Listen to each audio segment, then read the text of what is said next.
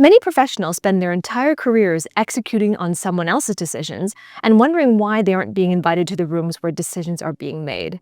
The truth is, people who decide are thinking in a way that's completely different from those who do, because deciding and doing are not the same thing. In this video, I'm going to show you the mental shifts that need to be made to shift yourself from executor to executive. Now, I'm going to share the mental shifts in 5 principles, and I'm going to make them easy to understand because they're going to spell the word elite, E.L.I.T.E. So it's my elite framework from shifting from executor to executive, starting from principle number 1, letter E. And letter E stands for escape the executor trap. You see, we have all been programmed at a very young age to focus on doing. Right? You got to do your homework. You got to go to bed at a certain time. You have to go to work. You have to be diligent, right? And I know the words are changing, like be diligent, go here, but it all focuses on activity. And this is the executor's trap. And then we graduate from college, we get into our careers, we advance our careers, and there's still an underlying focus on that activity. And here's the thing, you have 5 currencies. Everybody has these 5 currencies. So what are the currencies? They are your time, your money, your focus, your energy, and your intellect. 5 focuses. And these currencies you are expending all the time. Like, think about it. Every minute of every day, you are spending these currencies on something. And the executor's trap is spending these 5 currencies on busyness. And oftentimes, our brain equates moving, like when you're busy, you're moving. It equates that with productivity. But here's the thing. Productivity in the people who decide is different from the productivity in those who do. Because the individuals who are deciding aren't majoring in personal productivity. Right? If you are an executor, you're majoring in personal productivity. And as long as you major in personal productivity, you cannot major in team productivity. And that is the first mental shift to shifting from executives, is stop majoring in personal productivity and start majoring in team productivity. The second principle in the E.L.I.T.E framework starts with the letter L, and L stands for lift to a higher altitude of thought. Thought denotes thinking, and when you are thinking, the 2 currencies, remember the 5 currencies I shared earlier, the 2 currencies you're expending in thinking is your intellect and your focus. So here's the difference. Executors, the ones who do, focus on 3 things. They are expending their focus and their intellect on 3 things. Number 1, they expend it on tasks, right? Your calendar is filled with things to do, tasks. And if your calendar is full of tasks, your impact isn't being felt because tasks are personal productivity. And if you're majoring in personal productivity, your calendar is full of tasks, you don't have the focus and the intellect, the remainder of those currencies, to spend on higher level strategic decisions or higher level visionary activities because tasks are lower in the level of value. So this is the first expenditure of currencies that executors focus on. The second currency they spend on is in accuracy of details. Right? Think about it. When you made a presentation, have you ever received a feedback from your senior leaders that it's too detailed, get to the point, or it's too detailed, we need a bigger picture mindset here? And this is a trap as well in spending your focus and your intellectual currencies on accuracy of detail.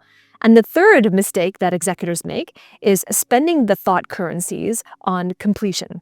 And this comes from programming at a very young age, is you got to check off all the boxes, carry through to completion, follow through. Now, I'm not saying that as an executor, you don't need to follow through on things. It's not true.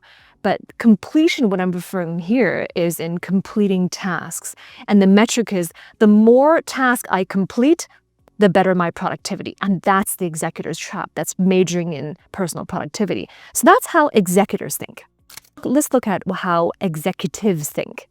Where do they spend their focus currency and their intellectual currency? 3 things. Number 1, they spend it on direction. Understanding, well, where are we going? We know where we're at right now, and we know currently the state of affairs, our circumstances, our situation. We know we have an idea, a really good idea of our landscape right now. But where are we going? That's direction. That's number 1.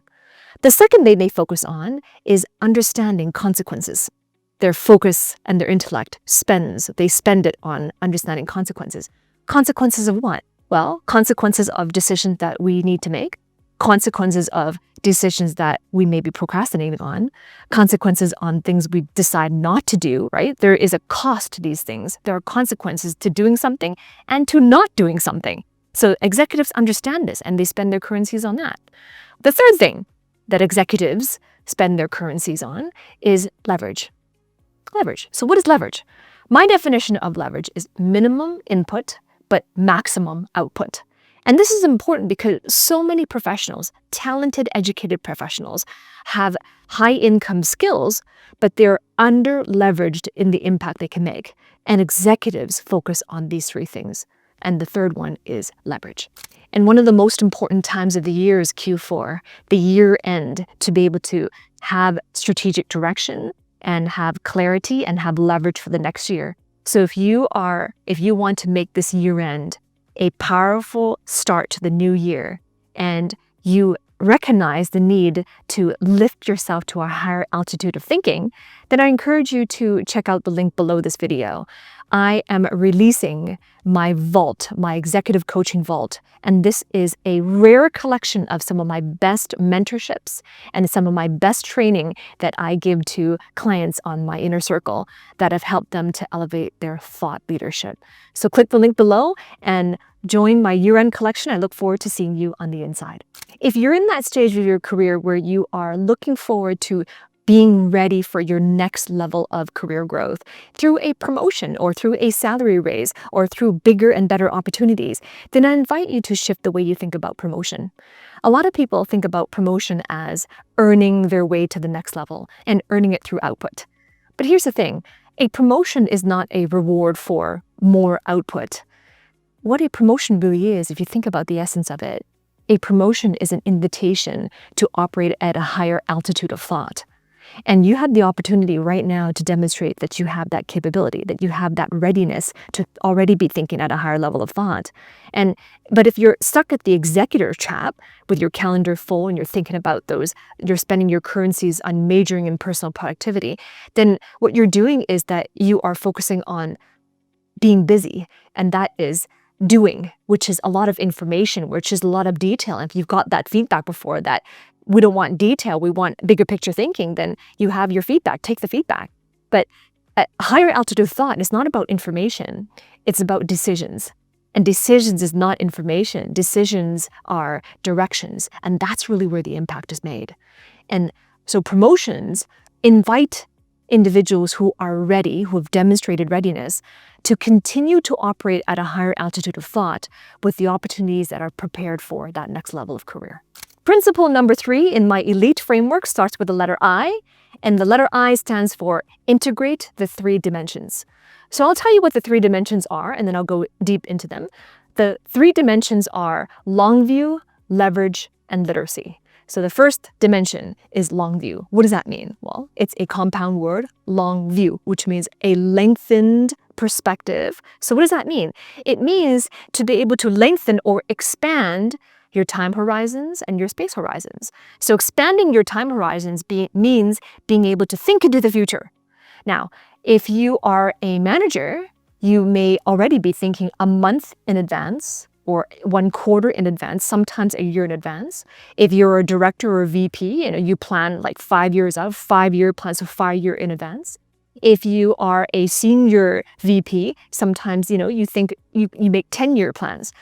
But you can still expand and advance your time horizons even more beyond 10 years, lifetimes out, generations out. So think from a longer time frames. So that's time horizon. Space horizon, what does that mean? Well, your impact now, maybe you are operating at a team level, so your impact is within that first concentric circle, which is your team. Expand your space horizons a little bit more. What about your whole department? Expand that even more, the whole company. Expand that even more, the whole conglomerate, if it is a global company that you work for. What about your state, the country? What about international? So you see, it's an expansive space horizon as well. So that's the long view. It is thinking in terms of the vision of the future, understanding not just what's going on now, but what this means next in the future. The second dimension I mentioned was leverage. And I talked about leverage earlier. It's minimum input, maximum output. So what does that mean? Right? Archimedes was a scientist, and the Archimedes principle says that if you give me a lever long enough and a fulcrum strong enough to put on the ground, I can move the whole world. That's leverage. And what that means is that you are multiplying the effect. You're multiplying your effect and not multiplying your effort. And I mentioned this before, leverage is very important for executives. It is the way executives think, because they're not majoring in personal productivity. They are majoring in team productivity. And their productivity is not just what they do as an individual, but it's what are all the things that are also done on their behalf. And if you're not creating leverage, if you don't understand systems of leverage, then this dimension, if you're not participating in this dimension, then you miss out on the effect that you can have, especially if you desire to have more influence. This is it. Are you creating leverage? Are you understanding systems of leverage? And that's why I mentioned earlier, many talented and educated professionals have high income skills, but they're under-leveraged in their impact. The third dimension to integrate starts with the letter L. It was literacy.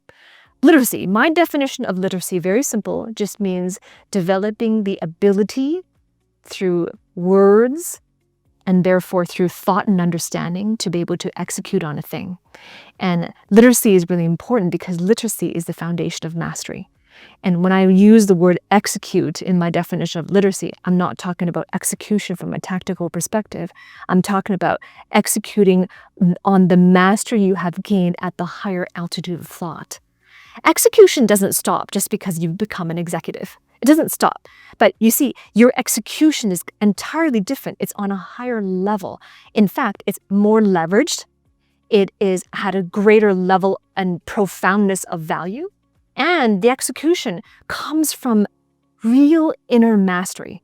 So then the next question you got to ask yourself are, what are the things that you need to master? Well, at the executive level, the things that you need to master are things like communication, like leadership, things like mastering your ability to influence, mastering your ability to connect with people, to be persuasive, to be able to navigate certain situations and challenging situations, to be able to navigate with diplomacy as well and professionalism. So all of these things are important to master at the next level. So this is the literacy you create. So that's why point number 3 is to integrate these 3 dimensions. Principle number 4 in my E.L.I.T.E framework starts with letter T, and T stands for to think like an owner. So what does an owner do? An owner owns. And own is spelled O-W-N, so I'm going to give you another acronym to think like an owner, O-W-N. So letter O stands for to orient to outcomes. And this is important to, when you're leading, to start with the end in mind. Well, where are you going? Remember, that's direction? Where are you going? What does that look like? How do we measure success? How do we know we've arrived if we are successful? Right? What are the circumstances around success? So orient towards outcomes. And when you keep the end in mind, that's one thing, keep the end in mind, but you are leading with outcomes, right? Outcomes means leverage, you have leverage, so it's the maximum effect of your outcomes.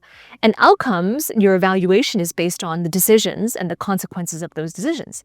Because sometimes the outcomes and the end in mind that you had set 1 year ago or 5 years ago doesn't turn out to be exactly the ones you have set, but it doesn't mean that they are negative outcomes. Doesn't mean that they were unproductive outcomes. So this is important to have systems of evaluation from an executive standpoint in a higher altitude of thought. So that's number 1, is to think like an owner, orient to outcomes.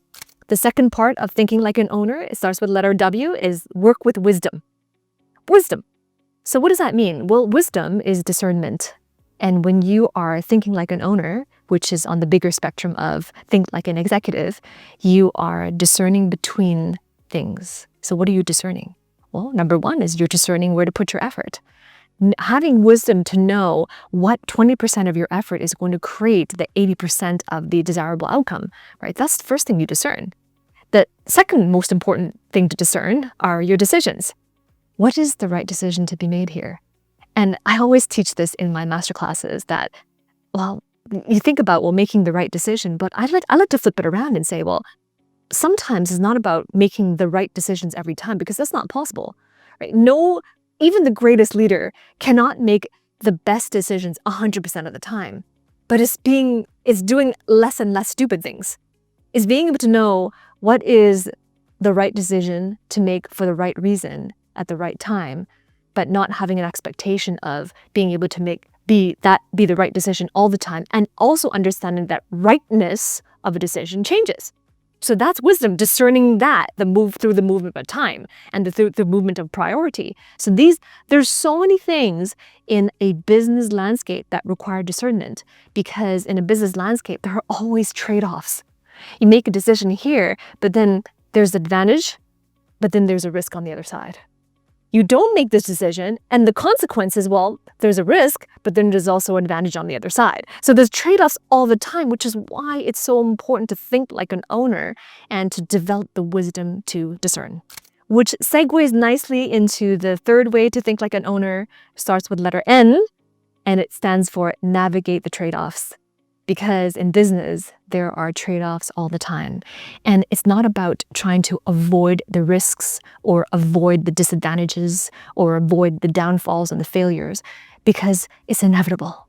So as an executive and as a senior leader, it's important to know how to make the decisions. So you're not just deciding the advantages that you want to have, you're also deciding what the negative side of the trade-offs is that you're having. So you're deciding both sides with full awareness.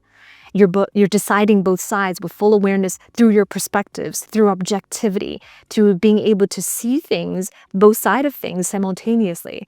You're making that discernment with wisdom, through wisdom, while you're navigating these trade-offs. So that is how you think like an owner, these three things. Orient to outcomes, to be able to work with wisdom, and to navigate the trade-offs. Last principle, number 5. Starts with letter E in my E.L.I.T.E framework, and that means embodying stewardship. So what is stewardship? My definition of stewardship is handling what you already have as though it mattered infinitely. It matters to you infinitely. So stewardship, adopting a mindset of stewardship, it's that mindset that says, well, I may not own everything or anything in this company, but it's my responsibility, and I accept this responsibility to make it better because of me. That's the mindset of stewardship. Think about it in terms of entrusted resources. You have resources in the company. You don't own the company. You don't own the things in the company, but there have been resources that you have the privilege to utilize as a result of being in the company. And these resources were entrusted to you. And because they're entrusted to you, you see, the root word of entrusted is trust. Trust, N is in trust. So in trust, we give these to you. It's a privilege, not a right. So then what are you going to do with that privilege? You see, that mindset is so different from just taking off tasks and completing responsibilities. It's such a different shift in mindset when you have a mindset of stewardship. You see, anyone can use resources, but good stewards take these resources, they use them, and they compound their value through making wise decisions. You see, most professionals, they want to have resources because it gives them control. The problem with that is that control is not what creates growth. Stewardship does. Ownership, taking control, means it says, this is mine. But stewardship says, this is under my care. Very different way of thinking. Stewardship continues beyond a paycheck because you see yourself as part of a greater legacy of value creation. And when you truly embody stewardship in an organization, you're not just working for the company, but instead you're working for the outcomes that the company stands for. And when decision makers see that you demonstrate that consistently over time, then they will promote you because they desire to expand your jurisdiction of trust. Every great organization operates with the law of stewardship. If you can be trusted with a little, then you can be trusted with a lot. And that's why if you can demonstrate that you exude a great deal of care over the smaller responsibilities, then you will be entrusted with even greater ones.